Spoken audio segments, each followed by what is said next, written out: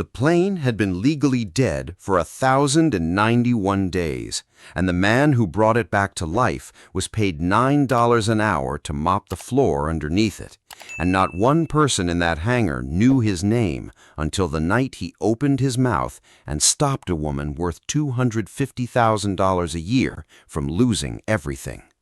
Her name was Diane Foss, and by 9:47 p.m. that Tuesday in March, inside Hangar 7 at Mid-Continent Regional in Wichita, Kansas, she had 40 minutes left before a board vote that would scrap the airplane in front of her for parts and very likely end her career with it. The jet was a Gulfstream G650, dead for 3 straight years, ever since a crash landing in Reno voided its insurance, froze its logbook, and wiped its tail number off every registry that mattered. Titan Aerospace Leasing spent $340,000 a year just to store it in the dark. And that morning, Foss had already lost a $41 million contract on a phone call that lasted 4 minutes. This plane was the only thing left standing between her and Friday. 40 engineers stood around that aircraft with 6 days of work behind them and nothing to show for it. Foss needed someone to blame, and her eyes landed on the man with the mop near the back wall, the one who'd been watching the airplane instead of his bucket for 20 minutes straight. She laughed first, then she pointed. You've been staring at my airplane like you know something these men with their degrees don't." The room went quiet. She smiled the way people smile right before they hurt someone. "I make $250,000 a year. You get this dead plane in the air tonight, not tomorrow, tonight, and it's yours. Every dollar. I'll sign it right here in front of everybody." It wasn't an offer. It was a joke with his name attached, and everyone in the room understood that, including him. Someone near the tail laughed and said, "Let the janitor have his shot," and nobody noticed he wasn't laughing at all. He set the mop against the wall. "You're not going to fix that plane tonight. You're going to fix what happened in Reno first. That's not the same problem." Foss's smile disappeared. 40 minutes, and the man walking toward her airplane didn't even have clearance to stand this close to it. Marcus Webb had been sweeping the floors of Titan Aerospace Leasing for 11 months, and in that time, not one engineer had asked him a single question that wasn't about a spill or a broken vending machine. He got to Hangar 7 every night at 6 p.m. after picking his daughter Callie up from her after-school program at 5:15 and dropping her at his sister's apartment 2 floors below his own. He worked the overnight shift, 7 to 5, because it paid $1 more an hour than days and because nobody needed him home at 3 a.m. to help with homework. He clocked out at 5:07 most mornings, stopped at the same gas station for the same coffee, and was back at his sister's door by 5:40, in time to walk Callie to the bus himself. He'd done this every working day for 11 months without missing one. Before Titan, there had been 9 years at Robins Air Force Base in Georgia, working crew chief on C-130s, the kind of job where a mistake didn't cost you a write-up, it cost somebody their life. Before that, a father who taught him engines the way other fathers taught their sons to throw a football, in a 2-bay garage behind a house in Macon that never once had central air. Marcus didn't talk about any of that at Titan, not because it was a secret exactly, because nobody had asked, and volunteering it felt like begging somebody to notice him, and begging wasn't a thing his father had raised him to do. His wife Renee had died 2 years ago, an aneurysm on a Sunday morning while she was making pancakes, no warning, no chance to say anything that mattered. After that, the deployments that used to be the hard part of military life became impossible. You cannot leave a 6-year-old with a sister who already has 3 kids of her own for 4 months at a stretch. So he'd taken his discharge, packed a duffel bag full of certifications nobody in the civilian world seemed to care about, and started over at $9 an hour, mopping floors under airplanes he used to be trusted to fly across oceans. He never complained about it, not to his sister, not to Callie, not to himself in the mirror at 5 a.m. He complained of nothing, because complaining was a door, and once you opened it, you had to explain what was on the other side. Marcus had noticed it 3 nights earlier, before Diane Foss ever set foot in Hangar 7. He'd been mopping near the nose gear on a Saturday overnight shift when he heard 2 contractors from Reno Aviation Salvage talking low near the tail. The kind of quiet that people use when they don't want to be overheard, not the kind of quiet people use when there's nothing to hide. One of them said the words "insurance claim" twice. The other said, "Just make sure the logbook stays consistent with the filing," and laughed in a way that had nothing funny behind it. Marcus kept his eyes on the floor and his mop moving and didn't slow down, but he heard every word, and he never forgot a word once he heard it. That was the thing about him nobody at Titan understood. He didn't take notes. He didn't need to. 2 nights after that, he found the tag zip-tied to the yoke. Grace. No work order attached, no maintenance log entry referencing it, nothing in the aircraft's file that explained who wrote it or why. He asked the shift supervisor, a heavy-set man named Roy Delgado who ran nights and mostly left Marcus alone, what it meant. Roy shrugged and said the tag had been there since the plane arrived from Reno and nobody had bothered pulling it because nobody planned on ever flying that airplane anyway. Marcus let it go, but he didn't forget it, and he started reading the maintenance logs on his brakes when nobody was looking, page by page, going back 3 years to the crash date itself. What he found didn't add up. The Reno accident report blamed a dual-engine flameout, weather-related, no fault assigned to the aircraft or the crew. But the parts replacement log showed a fuel control unit swapped out 4 days before the crash, not after it, which meant somebody already knew something was wrong with that engine before the plane ever left the ground in Reno. Nobody flagged it. Nobody asked why a fuel control unit failed less than a week after installation. The insurance settlement closed out 8 months later, quiet, no litigation, no follow-up investigation. Marcus had seen enough written-off aircraft at Robbins to know what an honest accident report looked like, and this one didn't read honest. It read like paperwork built to answer a question nobody wanted asked twice. He'd kept that to himself for 3 nights, the same way he kept everything to himself, until the night a woman worth $250,000 a year turned to him in front of 40 engineers and made a joke out of his name. Diane Foss didn't wait for an answer. She turned back to her chief engineer, a sharp-featured man named Peter Vance, who'd flown in from the Titan corporate office in Savannah that afternoon, specifically for this vote, and said, "Walk me through where we actually are." Vance had 31 years in aviation maintenance and a manner that made junior engineers apologize before they finished a sentence. He pulled up a tablet and started talking fast, the way people talk when they've rehearsed something they know isn't quite true but need to sound certain about anyway. "The aircraft is airframe sound," he said. "We've run full diagnostics twice. Every system in this aircraft reads green. The Reno incident was weather-related engine flameout, documented, closed, insurance settled. There is nothing wrong with this airplane that a fresh certification wouldn't solve, and we don't have the budget or the time to pursue a fresh certification on an aircraft this board has already voted twice to scrap." Diane Foss nodded along, arms crossed, and for the first time that night, some of the tension left her shoulders. This was the story she'd flown in wanting to hear. An airplane that looked expensive to fix but wasn't actually broken, a paperwork problem dressed up as a mechanical one, a clean explanation she could take back to the board and argue against the scrap vote with real numbers behind her.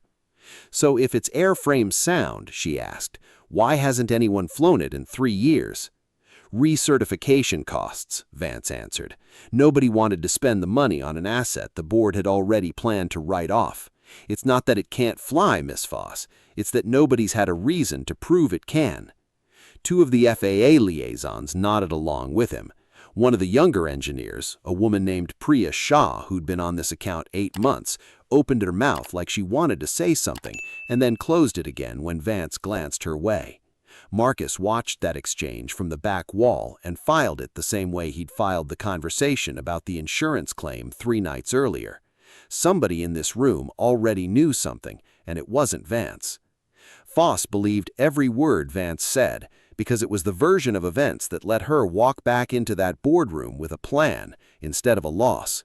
She had 40 engineers, 31 years of combined maintenance certification standing in front of her, 2 federal liaisons nodding along, and every diagnostic reading green. Against all of that stood a janitor with a mop and 11 months of clean floors, telling her the real problem was 3 years old and nobody in the room had bothered looking for it. Marcus walked to the nose gear, not toward Foss, and crouched by the maintenance access panel just behind the radome. Nobody stopped him. Nobody thought he mattered enough to stop.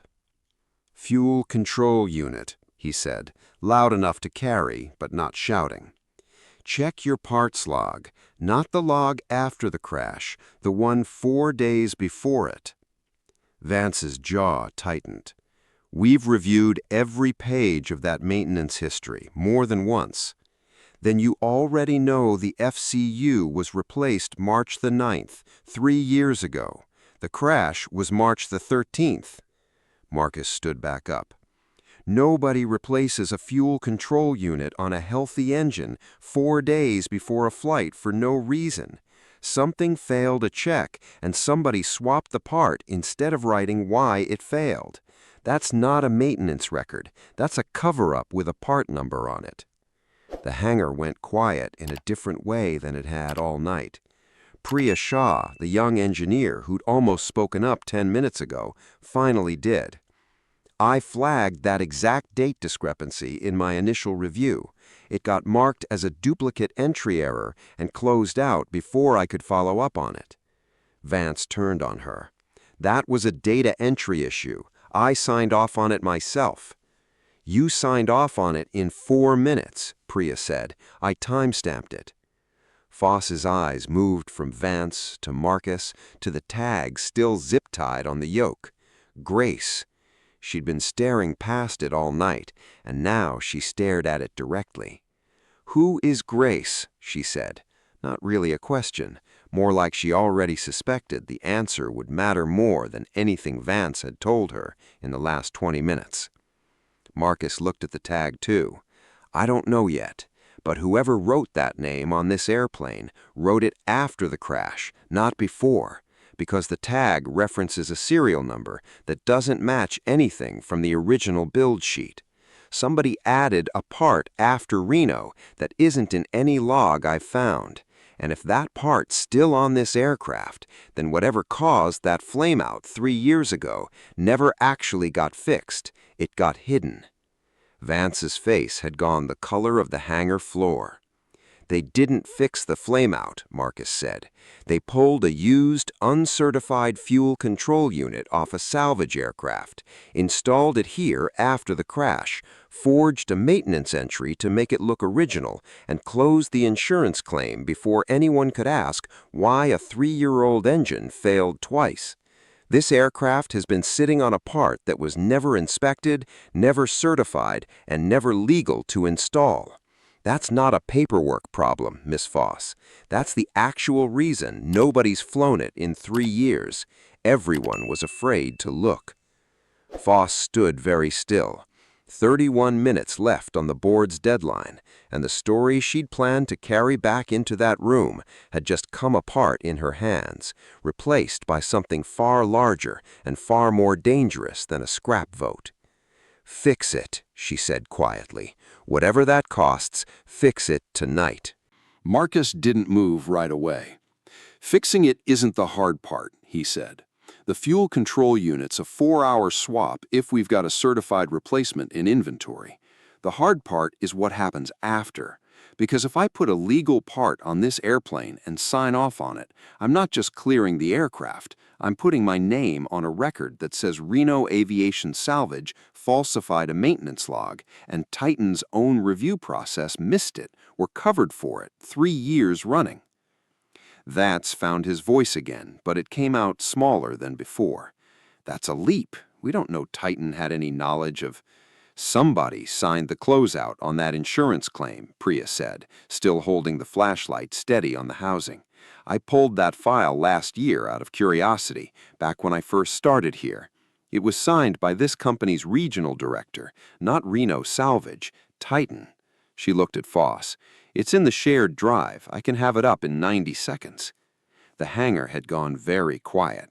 40 engineers who 10 minutes ago had nothing to say now had nowhere to look. Foss's regional director, a man named Charles Petrie, had been with Titan for 14 years and sat 2 seats down from Foss at every board meeting she'd ever attended. If his signature was on that closeout, the RIP vote scheduled for midnight wasn't really about one dead airplane anymore. It was about who else at Titan knew this aircraft was flying dangerous or not flying at all, and signed paperwork saying otherwise to make an insurance problem disappear quietly. Foss felt the floor shift under the whole night. She'd walked into Hangar 7 planning to save her job by proving one airplane could still fly.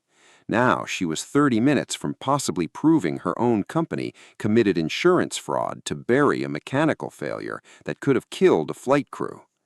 "Pull the file," she told Priya. Then she turned to Marcus. "And you, get the part. Do the swap. I want this airplane in the air before midnight, and I want it done clean, with your name on every line of that maintenance log, because you're the only person standing in this hangar tonight I actually trust to write the truth down." Marcus looked at the panel, then at the tag still hanging from the yoke, GREC, 4 letters that had just turned a scrap vote into something closer to a federal investigation.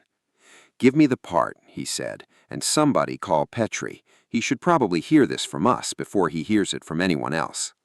By 11:20 p.m., the swap was done. Marcus worked with Priya, handing him tools and reading torque specs off her tablet, while the rest of the hangar stood back and watched a man they'd ignored for 11 months move through the engine bay like he'd built the aircraft himself. He hadn't rushed once. He'd checked the certified fuel control unit against 3 separate reference numbers before he'd let it near the airframe, because he wasn't going to fix one falsified record by creating a sloppy one of his own. At 11:34, Charles Petrie walked into Hangar 7 in a golf shirt and jeans, pulled from home on a phone call he clearly didn't want to take. Foss met him at the base of the air stairs and didn't waste time on pleasantries.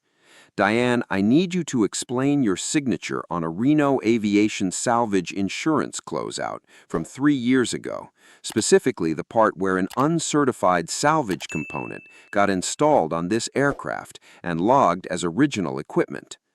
Petrie's face did several things in quick succession, and none of them looked like a man who'd been caught off guard by something he didn't already know about. "Diane, this isn't the place." "This is exactly the place," Foss said. "You closed a claim on a mechanical failure that could have killed a flight crew, and you did it by paying a salvage yard to make the problem disappear instead of grounding the aircraft and reporting it. That's not a scrap vote issue anymore, Charles. That's a call to the FAA and possibly the NTSB, and I am not going to be the executive who sat on it once I knew." By 11:50, Marcus climbed into the cockpit himself because he was the only person in that hangar the FAA liaisons present were willing to trust after everything they just watched unfold. He ran the start sequence slow and deliberate, calling out each check out loud the way he'd been trained to at Robbins 9 years earlier. At 11:58, with 2 minutes left on a deadline that no longer meant what it had meant 3 hours before, both engines caught clean and held steady. No stutter, no warning light, nothing but the sound of an airplane that had been telling the truth about itself for 3 years while everyone around it lied. Foss stood on the tarmac and watched the man she'd mocked at 9:47 p.m. bring a $75 million aircraft back from the dead using nothing but a torque wrench, 11 months of quiet observation, and a willingness to keep listening long after everyone else in the room had already decided they knew the answer. The board vote never happened. By the time midnight came and went, there was nothing left to vote on. Charles Petrie was placed on administrative leave within 48 hours, and the file Priya Shah pulled from the shared drive became part of a federal review that eventually named 11 aircraft across 3 states with falsified maintenance records tied to Reno Aviation salvage. Not one of those 11 aircraft had a fatal incident in the years they'd been flying wrong. Investigators later said that was luck, not design, and that the next flight out of Hangar 7 could easily have ended differently. Diane Foss didn't lose her job. She kept it, and she used it differently after that night. 6 weeks later, she stood in front of the same board that had scheduled the scrap vote and told them the real reason Titan Aerospace Leasing was still solvent was a man they'd walked past in a hangar for 11 months without learning his name. She didn't hand Marcus Webb her salary. He wouldn't have taken it, and she'd learned enough about him in one night to know better than to offer it as a headline instead of a job. Instead, she created a position that didn't exist before that Tuesday, Senior Maintenance Integrity Officer, reporting directly to her, with the authority to pull any aircraft in the fleet for inspection without needing anyone's permission first. His starting salary matched what she'd once joked away as a punchline. Nobody laughed this time. Marcus moved his daughter Callie and himself into a 2-bedroom apartment 11 minutes from her school instead of 40. He still got up early. He still walked her to the bus most mornings because that part had never been about the paycheck. Priya Shah was promoted to lead engineer on the fleet integrity team Marcus built from nothing over the following year, made up mostly of people other companies had overlooked the way Titan once overlooked him. A former Navy avionics tech working retail, a community college graduate nobody had called back after 4 interviews. Marcus interviewed each one of them himself, and he never once asked where they went to school. The tag that read GREC stayed on that Gulfstream long after the repair was finished. Marcus asked for it. He kept it in his desk drawer not as a trophy, but as a reminder that the most dangerous problems are rarely the loud ones. They're the ones sitting quietly in a hangar for 3 years, waiting for somebody patient enough and humble enough to actually look. If you've ever been the person nobody thought to ask, the one standing near the back with the answer nobody wanted to hear, tell us where you're watching from in the comments. And if this story meant something to you, hit subscribe, because the next one starts the same way this one did, with somebody everyone overlooked quietly holding the one thing that mattered most.